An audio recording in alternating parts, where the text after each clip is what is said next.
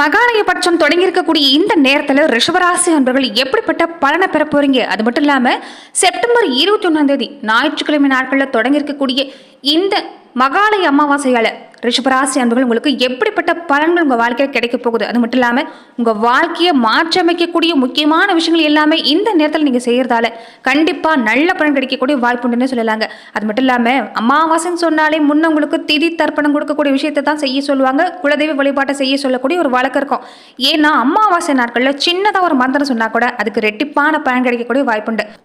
பெரும்பாலும் நம்ம கண்ணால பார்க்கக்கூடிய ஒரு முக்கியமான சாட்சி எதுன்னு கேட்டீங்கன்னா, சூரியன் உதிக்கிறதையும் மறைகிறதையும் சந்திரன் வளர்றதையும் தேய்கிறதையும் நம்ம கண்ணால் பார்க்கக்கூடிய ஒரு விஷயம். எதை செஞ்சாலும் சூரியன் சாட்சியோ சந்திரன் சாட்சியோ செய்யக்கூடிய பழக்கங்கிறது நம்ம மரபுல உண்டு.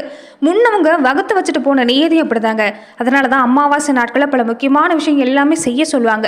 பல பரிகாரங்கள், திருஷ்டி விஷயங்களா இருக்கட்டும், பரிகார விஷயமா இருக்கட்டும், இந்த நாட்களை செய்யறதால ரெட்டிப்பான பலன் கிடைக்கும். அதுமாரி ரிஷபராசி என்பது உங்க வாழ்க்கையில நீங்க படாத பாடுபட்டு இருக்கிறீங்கன்னு சொல்லலாங்க. எந்த பக்கம் திரும்பினாலும் அவமானங்கள், கஷ்டங்கள், சொத்து பத்து சுகம் எல்லாமே கொண்டு வந்து நீங்க முயற்சி செஞ்சாலுமே எதுவுமே அனுபவிக்க முடியாத சூழ்நிலை, நிம்மதி இல்லாத சூழ்நிலை உணரக்கூடிய தன்மை தான் ரிஷபராசி என்பதுக்கு நாளுக்கு நாள் உங்க வாழ்க்கையில் இருந்துட்டு வருதுன்னு சொல்லலாம்.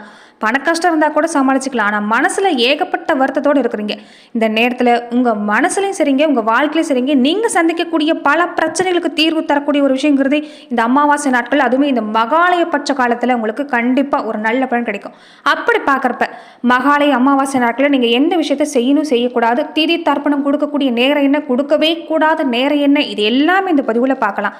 இதனால கண்டிப்பா உங்க வாழ்க்கையில ஒரு நல்ல மாற்றம் கிடைக்கும். அந்த வகையில எப்படிப்பட்ட பலன் கிடைக்க போகுதுன்னு பார்க்கறதுக்கு முன்னாடி ரிஷபராசி அன்பர்கள் இந்த வீடியோ பதிவை நீங்க இப்பதான் முதன்முறையா பார்க்கக்கூடியவங்களா இருந்தா மறக்காம சப்ஸ்கிரைப் பண்ணிட்டு பாருங்க. அப்பதான் இந்த சேனல்ல போடக்கூடிய ஒவ்வொரு வீடியோஸும் பரிகாரங்களும் உங்களுக்கு நோட்டிபிகேஷன் மூலமா வரக்கூடிய வாய்ப்பு உண்டு. தொடர்ந்து ஒரு லைக்கும் பண்ணிட்டு பின்தொடர்ந்து வாங்க பார்க்கலாம். அது மட்டும் இல்லாமல் இந்த வீடியோ பதிவை எந்த மாவட்டத்திலிருந்து நீங்கள் பார்க்குறீங்கிறத மறக்காம சொல்லிட்டு போங்க. தொடர்ந்து உங்கள் வாழ்க்கையில் பல்வேறு விதமான பிரச்சனைகளை நீங்கள் சந்திக்கக்கூடிய நபராக இருக்கிறீங்கன்னா, ஜோதிட ரீதியாக தீர்வு காணும் நீங்கள் விருப்பப்படுறீங்கன்னா டிஸ்கிரிப்ஷனில் தொலைபேசி எண் கொடுக்கப்பட்டிருக்கு. ஜோதிட ரீதியான சந்தேகமாக இருந்தாலும் சரி, உங்கள் வாழ்க்கையில் நீங்கள் சந்திக்கக்கூடிய எந்த விதமான பிரச்சனையாக இருந்தாலும் சரி, தாராளமாக தொலைபேசி மூலமா தொடர்பு கொண்டு கூட உங்களுடைய பிரச்சனைகளுக்கு தீர்வு காணலாம். வரக்கூடிய 15 நாட்களுக்கு ரிஷபராசி அன்பர்கள் எப்படிப்பட்ட பலன்களை நீங்க பெற போறீங்கன்னு பார்க்கறதுக்கு முன்னாடி இந்த மகாலய அமாவாசை, இந்த பித்ருபட்ச காலம் ஏன் அவ்வளவு முக்கியத்துவம் வாய்ந்ததுங்கிறத நீங்க தெரிஞ்சுக்கிறது நல்லதுதான். நிறைய பேருக்கு இந்த பித்ருபட்ச காலங்கிறது தெரியாமலே இருக்குது. பெரும்பாலும் அமாவாசை நாட்கள்னு சொன்னீங்கன்னாவே முன்னோர் வழிபாடு, குலதெய்வ வழிபாடு சொல்லக்கூடிய வழக்கம் உண்டு. ஆனால் அதையும் தாண்டி நம்ம முன்னவங்களுக்கு திதி தர்ப்பணம் கொடுக்கக்கூடிய விஷயங்கிறது நடக்கும். ஆனால் இந்த மகாலய பட்ச காலத்தில் பொறுத்த வரைக்குமே, அதாவது இந்த புரட்டாசி அமாவாசை முதல் கொண்டு நீங்கள் நம்ம குடும்பத்தில் வாழ்ந்து மறைஞ்சவங்களுக்கு மட்டும் இல்லை, நம்ம நண்பர்கள், சொந்த பந்த வகையிலையாக இருக்கட்டும், தாய் வழி சொந்தம், தந்தை வழி சொந்தம், ஆசிரியர்கள், யாருக்கு வேணாலும் திதி தர்ப்பணம் கொடுக்கக்கூடிய ஒரு பாக்கியத்தை பெறக்கூடிய அற்புதமான நாட்கள் பார்த்தீங்கன்னா இந்த பித்ருபட்ச காலமும் இந்த புரட்டாசி அமாவாசையும் தான்.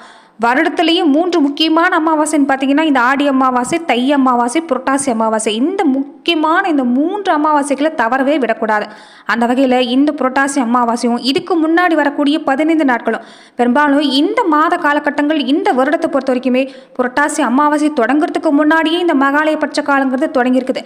இந்த அற்புதமான நாட்களை பொறுத்த வரைக்குமே நம்ம முன்னவங்களுக்கு திதி தர்ப்பணம் கொடுக்கறதால நம்ம வாழ்க்கையில் நல்ல மாற்றத்தை கொண்டு வர முடியும். அதாவது தலைக்கு வர பிரச்சனை தலைப்பாகையோட போச்சுன்னு சொல்கிறாங்களே, அந்த மாதிரி பல அற்புதம் நடக்கணும்னு நினைச்சீங்கன்னா மறக்காம இந்த காலத்துல முன்னவங்களுக்கு திதி தர்ப்பணம் கொடுக்க பாருங்க.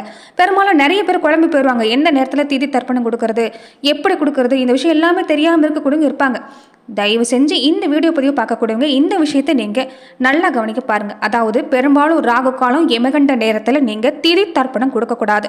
ஞாயிற்றுக்கிழமை நாளுங்கிறதால நீங்க பெரும்பாலும் இந்த நேரத்துல அதிகாலை 6 மணியிலிருந்து முடிஞ்ச வரைக்குமே நீங்க 12 மணிக்குள்ளாவே உச்ச காலத்துக்கு முன்னாடியே தர்ப்பணம் கொடுக்கறது தான் நல்லது. இந்த காலங்களை பொறுத்த வரைக்குமே பகல் 12 மணியிலிருந்து 1:30 மணி வரைக்குமே யமகண்ட நேரமாக அமைஞ்சிருக்குது. அந்த நேரத்தில் தர்ப்பணம் செய்யறது வேண்டாம். அதே மாதிரி ராகு காலம் எடுத்துக்கிட்டிங்கன்னா பெரும்பாலும் 4:30 மணிக்கு ராகு காலங்கிறது தூங்கக்கூடிய வாய்ப்பு இருக்குது. அதனால் நல்ல நேரம் பார்க்குறப்ப தர்ப்பணம் செய்ய காலை 6 மணியிலிருந்து 11 மணி வரைக்கும், படையிடுறதுக்கான நல்ல நேரம் காலை 11 மணியிலிருந்து பகல் 12 மணி வரைக்குமே நீங்கள் இதை செஞ்சுக்கிறது நல்லதுங்க.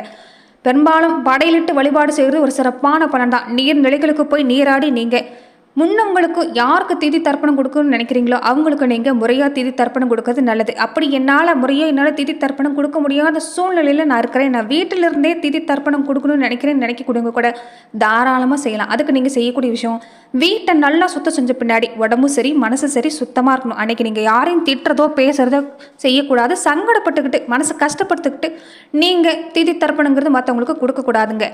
மனசில் ஒரு ஆத்மார்த்தமான நிம்மதியோடு முன்னவங்களுக்கு நீங்கள் திதி தர்ப்பணம் கொடுக்கறது நல்லது. அதே மாதிரி யாருக்கு திதி தர்ப்பணம் கொடுக்குறீங்களோ அவங்களுடைய பேரை சொல்லி, படம் இருந்தால் படத்துக்கு தனியாக தீப ஏற்றி வழிபாடு செய்யலாம். படையிலினா கூட தனியாக தீப ஏற்றி நீங்கள் அவங்களுடைய பேரை சொல்லி நீங்கள் அவங்களுக்கு இஷ்டமான படையிலிட்டு வழிபாடு செய்யலாம்.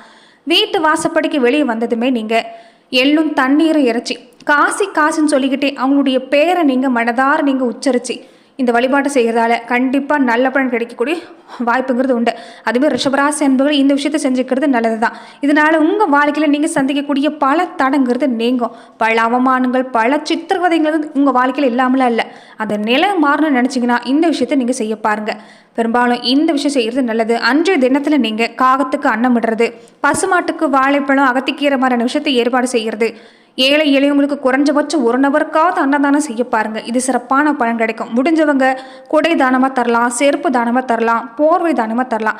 இந்த விஷயத்தை செஞ்சுட்டு வரப்ப கண்டிப்பாக ரிஷபராசி அன்றவர்களுக்கு பல அற்புதங்கிறது உங்கள் வாழ்க்கையில் நடக்கக்கூடிய வாய்ப்புண்டு.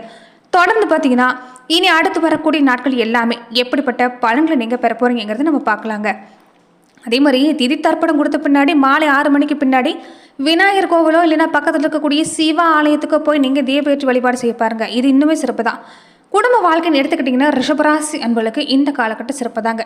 இதுக்கு முன்னாடி வருமானம் ஒரு பக்கம் கொண்டு வந்தாலும் ஒரு திருப்தியான சூழ்நிலை இருந்திருக்காது.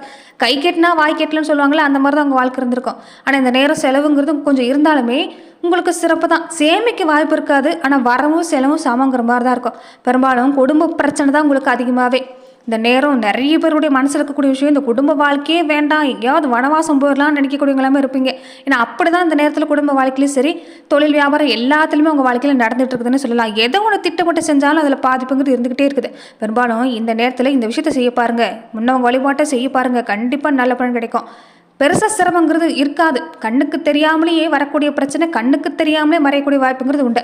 பெரும்பாலும் இனி வரக்கூடிய நாட்கள் பார்த்தீங்கன்னா கொஞ்சம் உங்களுக்கு கடன் வாங்கக்கூடிய சூழ்நிலை இருக்குங்க. ஏன்னா சுப செலவு கொஞ்சம் அடுத்தடுத்து வரக்கூடிய வாய்ப்பு இருக்குது. கணவன் மனைவி கூட இந்த நேரம் பொறுத்த வரைக்குமே கொஞ்சம் ஒற்றுமைங்கிறது இருக்காது தான்.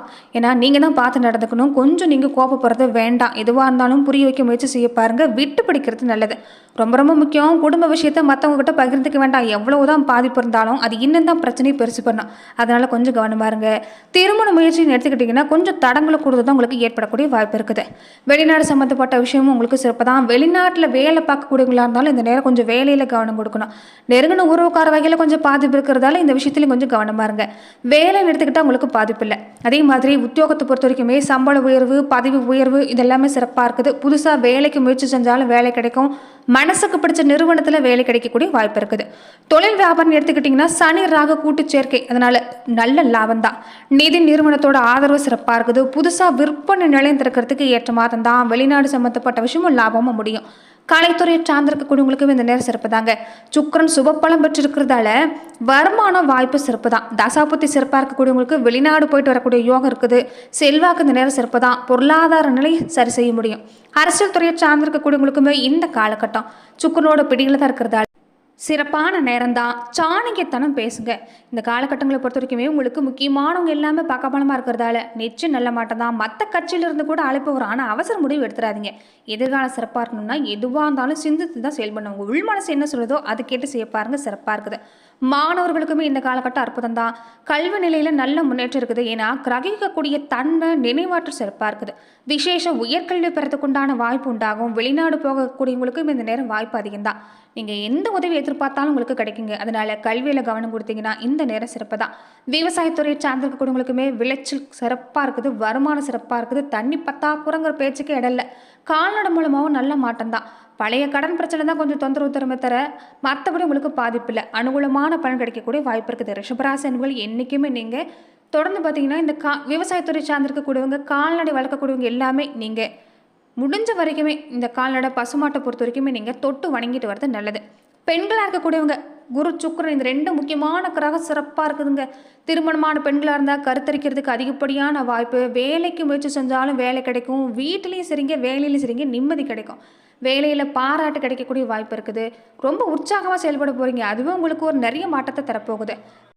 கணவன் மனைவிக்கிடையே சின்ன சின்ன சண்டை வந்தாலும் அந்யோன்யத்தில் குறைவில்லைங்க. மகிழ்ச்சிங்கிறது உங்களுக்கு தங்கும். மணமாலைக்காக காத்திருக்கக்கூடியவங்களா இருந்தாலும் நல்ல வர்ணாமை கூட வாய்ப்பு இருக்குது.